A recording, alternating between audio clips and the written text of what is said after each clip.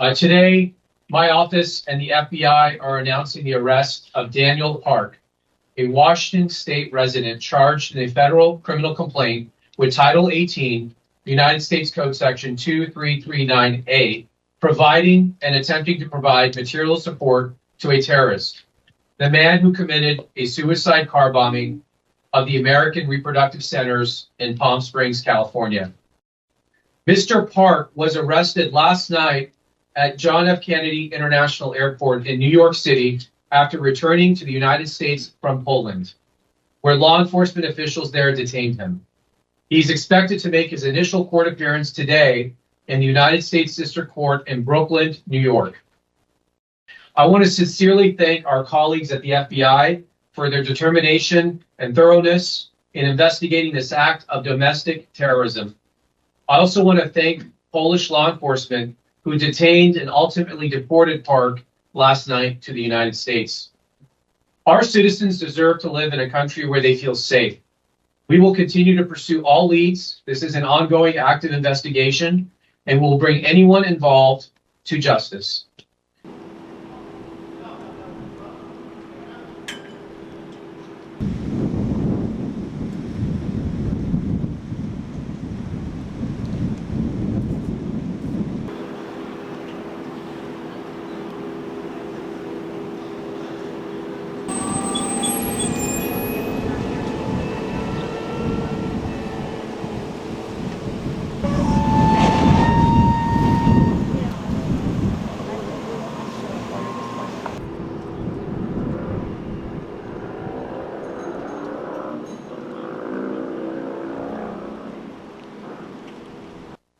The sole fatality of last month's act of terror was the bomber himself, 25-year-old Guy Edward Barkas of 29 Palms, California. The bomb injured numerous victims, destroyed the clinic's building, and damaged surrounding buildings and areas, causing a debris field of approximately 250 yards in size. During the investigation, law enforcement learned of Barkas's pro-mortalist, anti-natalist, and anti-pro-life extremist ideology. We also learned that the bomber had help. Mr. Park, who shares Barkas's extremist beliefs, is accused of shipping approximately 180 pounds of ammonium nitrate, an explosive precursor commonly used to construct homemade bombs, to Barkas. Park paid for an additional 90 pounds of ammonium nitrate that was shipped to Barkas in the days leading up to the Palm Springs attack.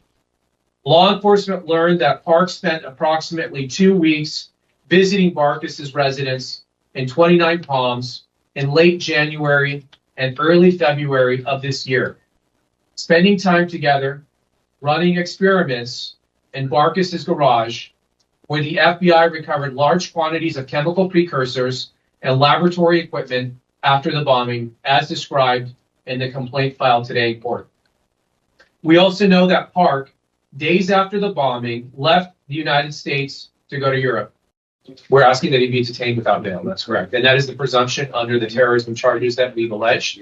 Congress has set a presumption that he cannot be released. And let me just say that the philosophy of this anti-pro-life ideology, we do believe that that's the reason they targeted this fertility clinic.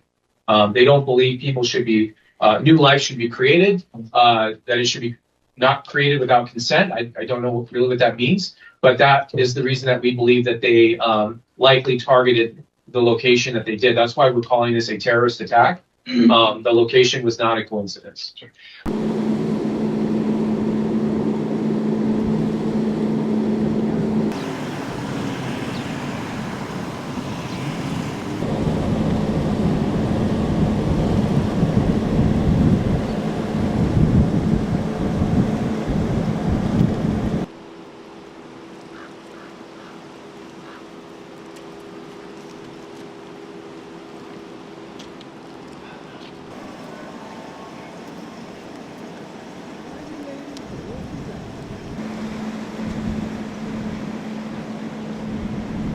Park was in possession of an explosive recipe that was similar to the Oklahoma City bombing. We believe that Park had knowledge of how to create and an ANFO bomb, ammonium nitrate fuel oil bomb. Park's social media posts indicate that he was attempting to recruit others of like-minded ideology and discuss these things on internet forums.